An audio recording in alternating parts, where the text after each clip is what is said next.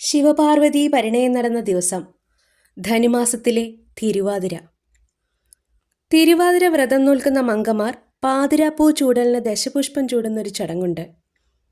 വളരെയേറെ ഔഷധഗുണമുള്ള 10 ചെടികളാണ് ദശപുഷ്പം. ദശപുഷ്പങ്ങളിലെ ഓരോ ചെടിയും ഓരോ ദേവതമാരെ പ്രതിനിധീകരിക്കുന്നു. മുക്കുറ്റി, ദശപുഷ്പങ്ങളിലെ സുന്ദരിക്കുട്ടി. മുക്കുറ്റിയുടെ ദേവത ശ്രീപാർവതിയാണ്. ഇതിൻ്റെ ഫലമോ കുടുംബസൗഖ്യം. കൂടാതെ ധാരാളം ഔഷധ ഗുണങ്ങളും മുക്കുറ്റിക്കുണ്ട്. മൂത്രാശയ സംബന്ധമായ രോഗങ്ങൾ, ചുമ, കഫക്കെട്ട് തുടങ്ങിയ ഒട്ടനവധി രോഗങ്ങൾക്ക് ഔഷധമാണ് മുക്കുറ്റി. നല്ലൊരു അണുനാശിനിയാണ് മുക്കുറ്റി. ഈ ചെടി പൂർണ്ണമായും ഔഷധ നിർമ്മാണത്തിന് ഉപയോഗിക്കുന്നുണ്ട്. കറുക, ദശപുഷ്പങ്ങളിലെ പുൽച്ചെടി. കറുകയുടെ ദേവത സൂര്യദേവനാണ്. ഫലം ആരോഗ്യസിദ്ധി. ഗണപതി ഹോമത്തിനും ഗണേശന് മാല കെട്ടുവാനും ഉപയോഗിക്കുന്ന കറുക നിലംപറ്റി വളരുന്നൊരു ചെടിയാണ്. ബുദ്ധിശക്തിക്കും ഓർമ്മശക്തിക്കും കറുക ഉത്തമമാണ്.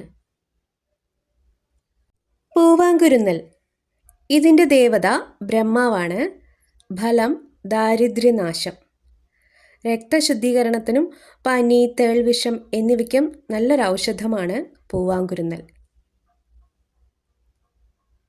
കയ്യോന്നി, ഈർപ്പമുള്ള സ്ഥലങ്ങളിൽ തഴച്ചു വളരുന്ന ചെടി. ശിവനാണ് ദേവൻ.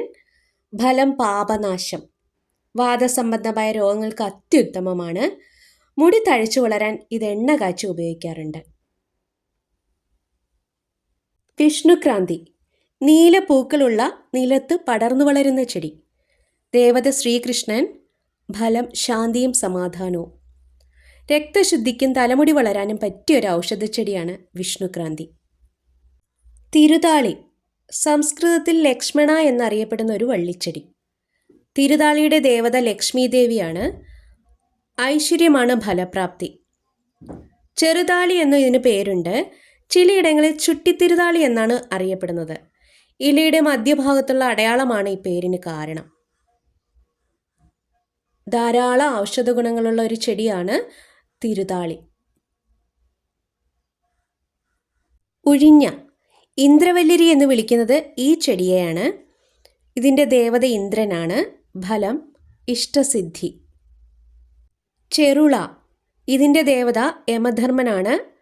ആയുസ്സാണ് ഫലപ്രാപ്തി. ഒരുപാട് ഔഷധ ഗുണങ്ങളുള്ള ഒരു ചെടിയാണ് ചെറുള. മുയൽ ചെവിയൻ, മുയലിൻ്റെ ചെവി പോലെ തോന്നിക്കുന്ന ഇലകളോട് കൂടിയ ചെടി. ഇതിൻ്റെ ദേവൻ കാമദേവനാണ്. ഫലം സൗന്ദര്യം. നിലപ്പന, നിലം പറ്റി വളരുന്ന മഞ്ഞപ്പൂക്കളോട് കൂടിയ ഒരു കുഞ്ഞു പന.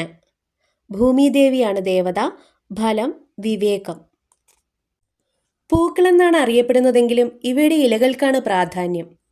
ഈ 10 ചെടികൾക്കും നാട്ടുവൈദ്യത്തിലും ആയുർവേദ ചികിത്സയിലും വളരെയധികം പ്രാധാന്യമുണ്ട്.